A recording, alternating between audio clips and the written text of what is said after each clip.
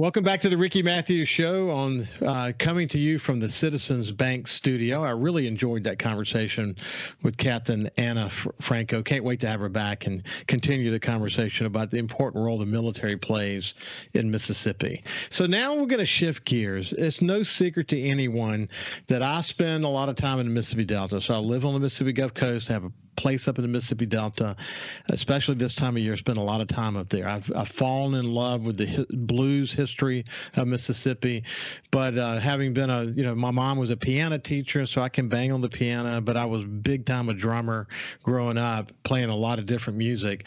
I can absolutely appreciate that Mississippi is the birthplace of American music, with the king of rock and roll, the father of country music, and the king of blues, all from Mississippi, and so many other incredible stories to tell about how they influenced the world of music.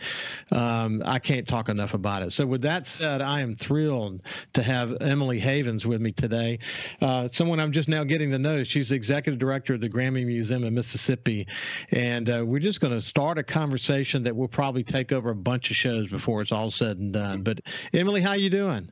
I'm doing well. How are you? I'm doing fine. So are you at the museum now? I am. Thank you for having me. Yep, I'm at the museum. We are rolling today. Speaking of water, we have our American Queen boat tours here today. So we've got people in the museum that are rolling in the Mississippi River.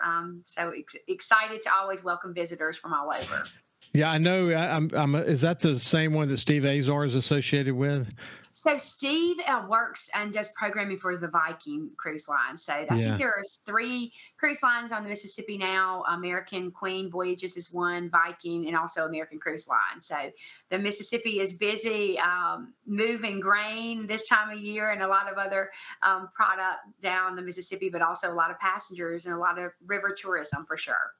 Boy, that's so exciting for our state, as people really grasp. Some people may be just coming into understanding the role that Mississippi plays as it relates to American music, but at the epicenter of sharing that story, that's one of the visions behind the GRAMMY Museum. I mean, to capture that, this whole notion of the role the Crossroads played, and the claim we can say around us being the home of American music. But it's exciting for you. You've been there since 2015? Is that when you came to the museum? Yeah, we were. We had certainly broken ground and construction started, but I actually started very early, January 2015, and in this role, and it's really played an important part, I think, of the success of the museum, being able to get on board early on, raising money for the museum, knowing our donors, kind of knowing everything, and being able to have some input in some operational decisions that we made before we even opened the doors in March 2016. I cannot believe it's been many years ago now. It's crazy that we'll be starting our 8th year pretty soon. But like I said, it's an eye-opening experience. We've got a big claim to make, don't we? We do. There are so many artists that are from this state, so many genres born in this state, so many forms of music that have been influenced by what started here in Mississippi. I definitely agree with a lot of music historians who say this is definitely the birthplace of American music. And I love seeing the visitors come into the museum, paying homage to that and really recognizing and the respect that they have for Mississippi and what it's brought. I was in a meeting just recently, and it was with students, and the artist was talking to the students about, you should be proud from where you come from, that this is really where it all started. And so it's just really fun to be able to share that with visitors, with students, and see how the students have a better understanding of our history and respect for it. They do. And, I've had such great conversations. I'll give you an example. Obviously, Steve and I've talked many times, and Steve Azar. Bill Luckett and I had the last long-form interview he did before he passed away. As you know well, Morgan Freeman's partner in the Ground Zero Blues Club from Clarksdale.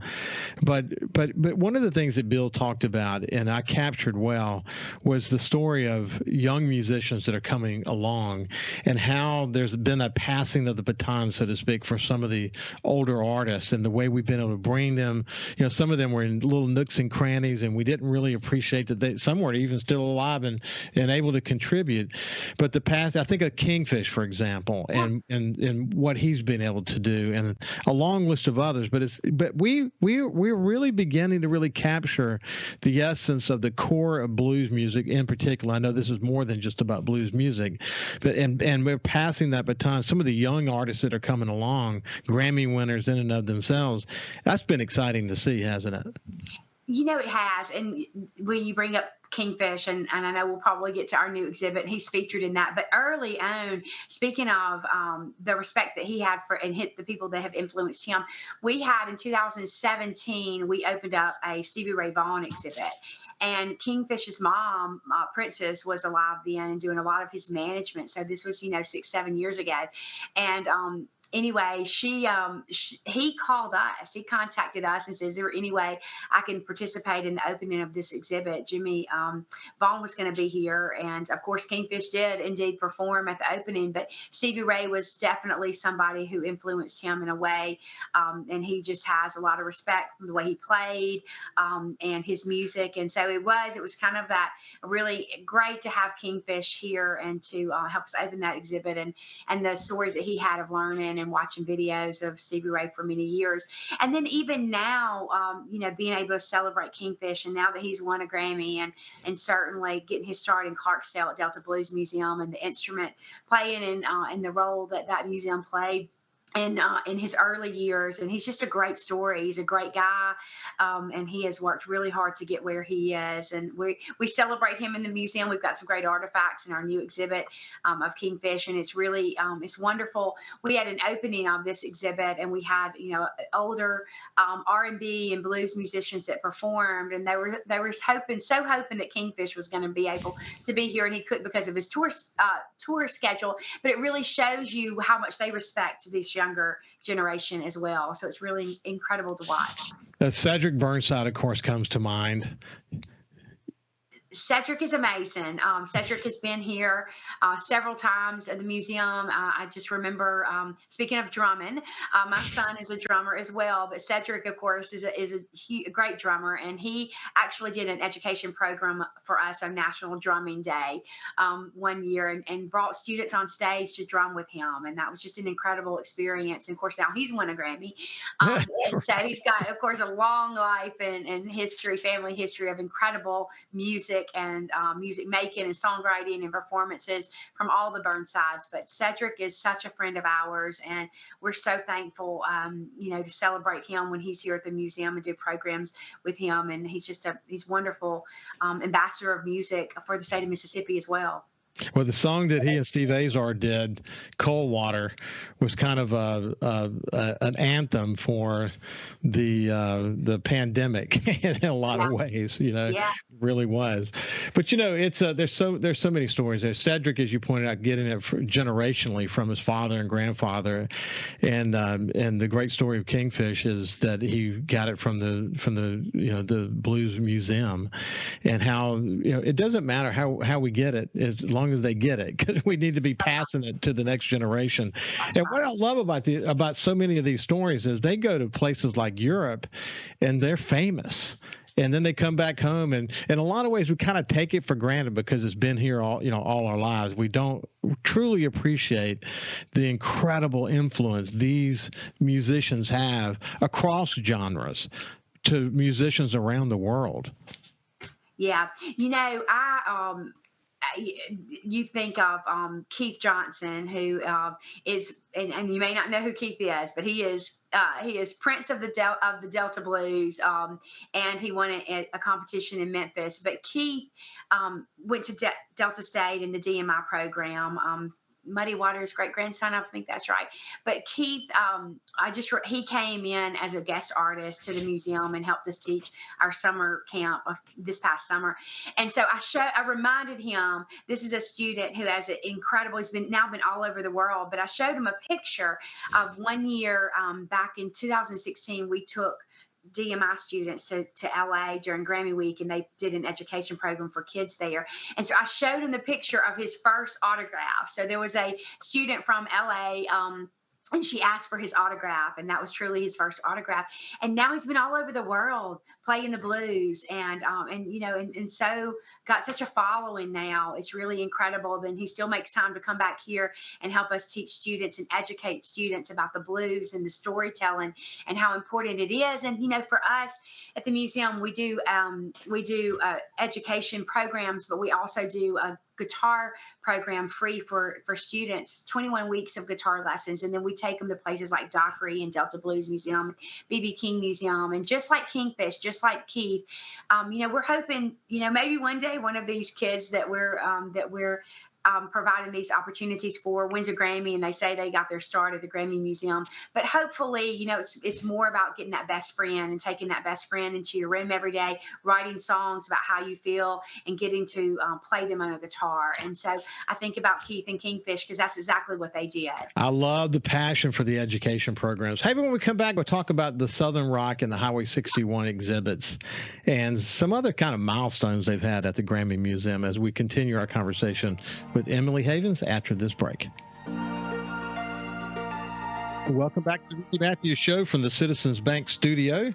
I have Emily Havens, who is the executive director for the Grammy Museum in Mississippi. You think Grammy Museum, you think L.A., but Mississippi put its stake in the dirt in a big way, and it's something to really be proud of, isn't it, Emily? It is. It's incredible. You know, when I tell people that there's just two in the world and one is here and one is LA, it kind of takes people back for sure. But, you know, I think that there's no other place, you know, for this museum to be and to be able to celebrate in the Mississippi Gallery, as well as all the other Grammy Award winners that we celebrate here in the museum. But, you know, when you think about our history and you think about being situated next toward a Delta State University and our educational mission, then it just makes perfect sense for it to be here.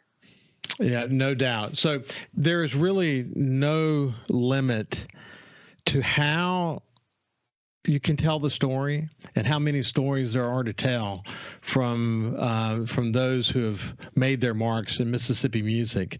I think Southern Rock's, you know, a big part of the story. Tell me about what you guys are doing there. We opened an exhibit up last year on celebrating the sounds of Southern Rock, and so it really tells the story of the early '70s and of Southern Rock, and certainly the Allman Brothers, and really incredible artifacts from Dwayne and Greg and from all the Allman Brothers, J-Mo, who is from Mississippi, of course. But it really, and then it talks about Leonard Skinner and Charlie Daniels Band, and then it goes into more contemporary Southern Rock bands that were influenced so much by the genre. And so it has, we have Drive-By Truckers and Widespread Panic and some more bands that really speak to people today. And then they get to really see, if they didn't know, or even if they did know, kind of where the genre started and the influence that we see in bands today that were started in Southern Rock. It was so incredible working with Dwayne and Greg's family, working with Dickie Betts on this exhibit, working with Leonard Skinner and some of the managers from that band, and as well as Charlie Daniels. We even had Charlie Daniels' widow here, his son here, to celebrate some of his Guitar Tech's managers, and so we opened the exhibit in a big way. Really glad to be able to celebrate the opening of that exhibit. And it's been really popular. So many people, travel here to see those artifacts. It's been wonderful to share with the world. We've had some great programming, some of our most attended programming and screen Stories on Screen, which is our documentaries that we do while we had Southern Rock here, have been really popular. And some of those stories are wild. It was really interesting hearing the stories between the night of the opening between Leonard Skinner and Charlie Daniels, because they were together a lot for some of these jam festivals. And so I could remember Charlie Daniels and the manager of Leonard Skinner. They said, they would just fight. Like not each other, but they were talking about how Leonard Skinner their group would always get in a fight, and Charlie Daniels' band was like, okay, what's going on here? So it was just really some wild and funny stories on the road touring together. I had Brad Arnold, as you know, he's from coastal Mississippi with Three Doors Down. And he talked about how he was in Japan and was having huge sobriety issues. And he called Charlie Daniels and his wife, and he gives Charlie Daniels all the credit for helping him find sobriety in his life. And he came back and he went on to really take care of himself and focus on his health. But it's interesting. Wow. Here's an old generation guy, Charlie Daniels, with this new generation guy and Brad Arnold. But it was a very touching story. It was viewed like over 50,000 times. It's just a terrific story. That's incredible. I did not know that. I'll have to pay attention to that and watch it for sure. Yeah. That's incredible. So, we love sound and their connection to Mississippi. So I remember exactly where I was the moment I heard that Leonard Skinner plane crashed.